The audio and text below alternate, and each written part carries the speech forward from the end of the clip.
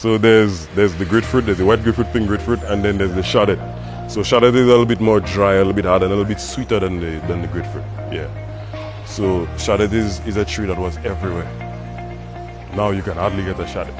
And that's one of the goals of this nursery, is to keep a lot of these type of plants alive, because they becoming extinct. So things like kaimit, these things used to be everywhere. Now you hardly get them. You will get citrus.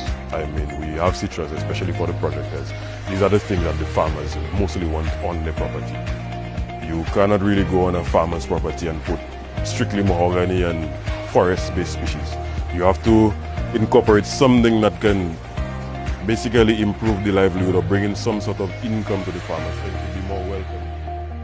Okay, so this is the first, you could say, iteration of what we have come to call the community-based, the co-managed community-based nurseries, right? That concept actually started off here. This nursery was established under the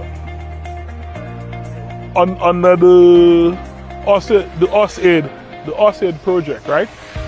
So what we did differently here was we said that instead of just focusing on forest species, that we would also do trees that have economic value, right? Because if we want to do riverbank, what we learned was when we interacted with the farmers were like, hey, when you come and you plant forest on my riverbank, I can't make no use of that tree. Even if I do cut it for timber, but that's a 25-year cycle.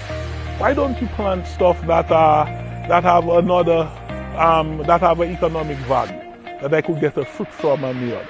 And we recognize that if we were planting on the riverbank from since Hurricane Allen, and we still had to keep planting on the riverbank, it meant that our approach was failing.